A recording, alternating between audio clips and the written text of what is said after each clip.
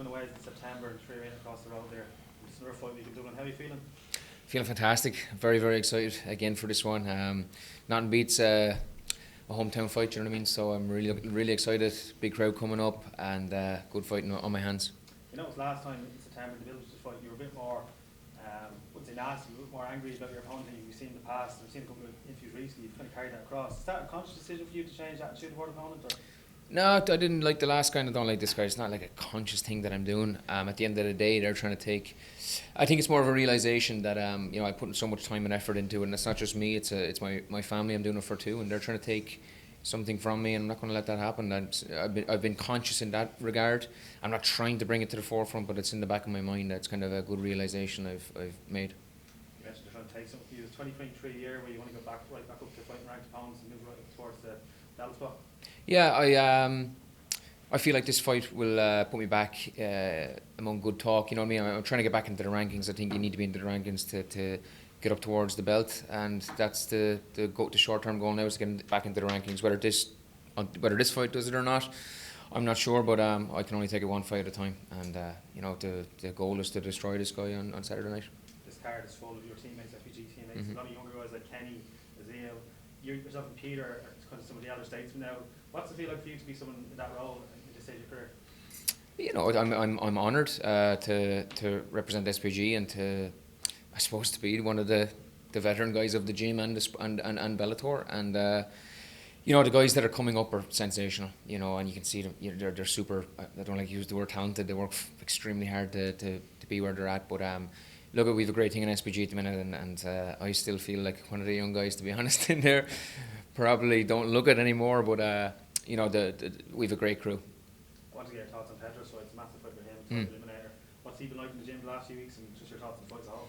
He's been his normal maniac self. Pedro is mad, but an unbelievable work ethic. Extremely skilled everywhere. I've got to see a lot of his spars. He got to see a lot of mine. We're able to give each other good feedback, and he's looked fantastic. He's a great fight on his hands. Jeremy Kennedy is excellent, and but I think Pedro, he has a pace that is very, very hard to keep up with, and I don't think anyone in that division can do so. And especially when that Saturday to return to Yaroslav after everything he's been through. He's been in SPG. Have you come across him at all? Yeah, he's a gentleman, an absolute gentleman, and an absolute killer. Again, that's a crazy fight. I love that fight. Starley and him is again part two, but two extremely good mixed martial artists, and it's a treat for the fans. You know what I mean? It's I can't really pick, but I'm gonna pick Amosov. I really want him to win, but Starley is the man too. It's not hard to pull inspiration from the story of what he's been through last year. Oh, it's incredible, and like you put it perfectly, is like we kind of have it easy when you look at what they go through, and I think that from my point of view, like of say, you know, you look at the real term, like we're standing behind the curtain in the Tree Arena, and it's a big thing. You know, you're going to fight a man, but it's an enjoyable thing. We're getting to choose that, but you know what he's been through is unbelievable. I can't even fathom it. Hi Brian. Obviously, the last time you fought across the road, Higo was called out. Higo accepted. Scott Coker said Higo fight was going to happen, and it didn't happen. Like now, okay, he was supposed to fight James. Now that fight's not happening either.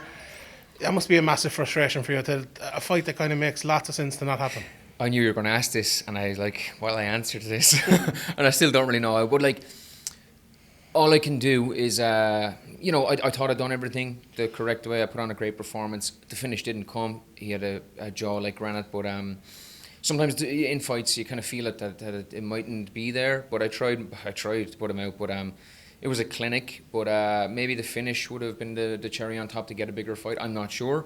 But I got the crowd going. I put a good promo in, and the fight didn't come. But I trust Bellator. They've been very good to me. I think it's down the line, either him or a top 5, top 10 opponent. I could see that being next.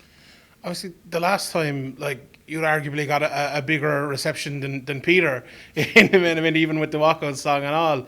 And to still be on the undercard, like to get the main card fight like Peter or even like Kieran is getting, there must be a bit of frustration there as well. And not to be all negative, but it's tough. It's another question you're going to ask. But I'll be honest, like the competitor in me wants to be top of the bill. I want to be the main event. I want to be, in the co-main, I want to be certainly on the main card. I have the crowd there, I have the fighting style for it, and I have the skill for it. You called me a top 20 bantamweight in the world recently, and I agree with you. And I feel like that I could headline a card. That's the competitor in me. The fighter and the fighter in me would fight someone next door in whatever that room is or outside. So either way, Sean, I have a tough opponent on Saturday night, and that's my goal. My goal is to do the same thing, just get the finish. But I'm going to keep winning until I can't ignore it. You know what I mean? And I think that's just the way. I'm going to just keep being myself. I'm not going to try and be someone or something different. Keep doing my thing. I think that will be someday turn into a world champion.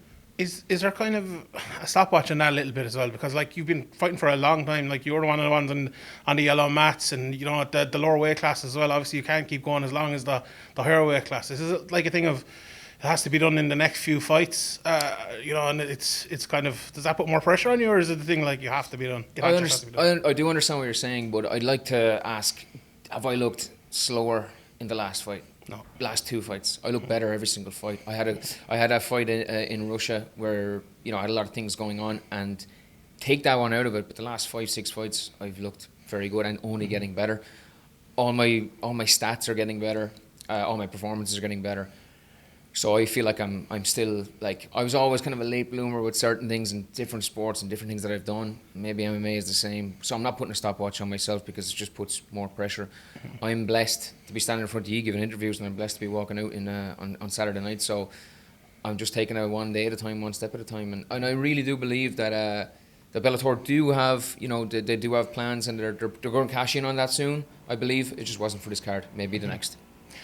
What do you think of Luca as an opponent? I was talking to someone on the local scene the other day, and they said, watch out for the illegal strikes. That was one of the things. He's had a few points taken in a few of his different fights.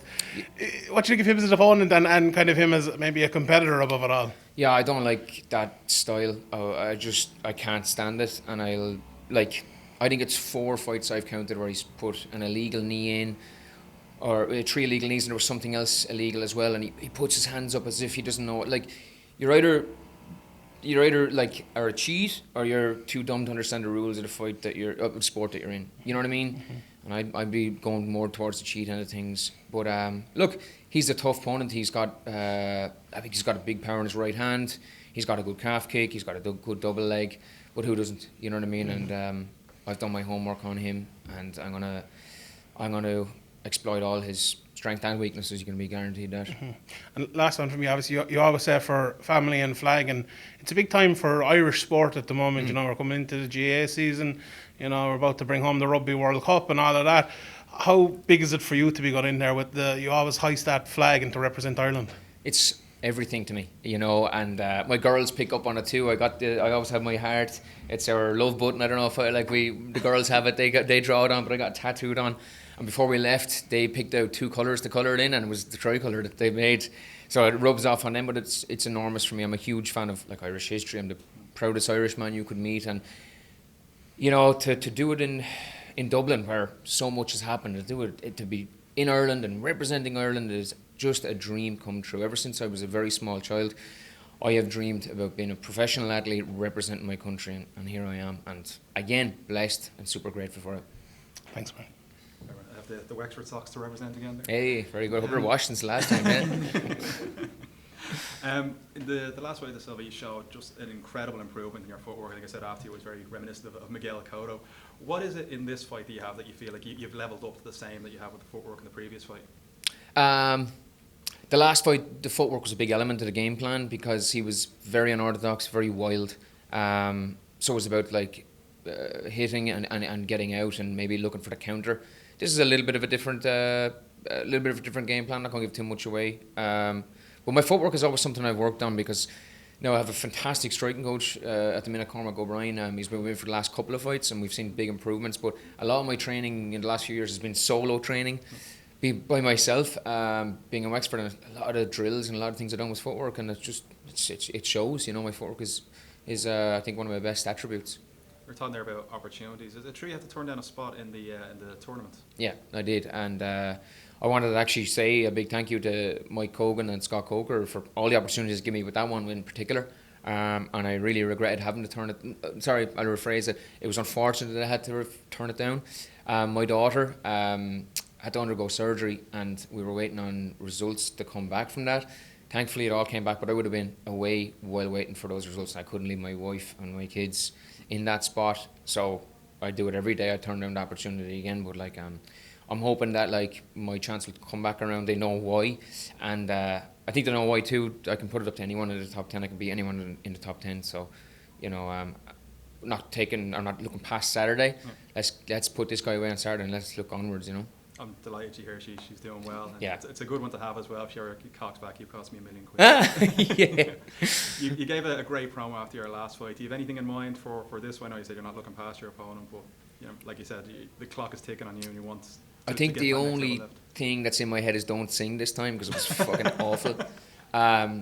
But no, I'm not like I did. The last one I didn't really think. I just felt it, and I'll do the same. This, you know, now I have enough things to be thinking of. I'm thinking about putting this guy away on Saturday, and what comes after comes after. We'll see. It'll probably be energetic because that crowd is just something else. You know, you just have no choice but to feed off of it. Appreciate that. Thanks very much. No worries.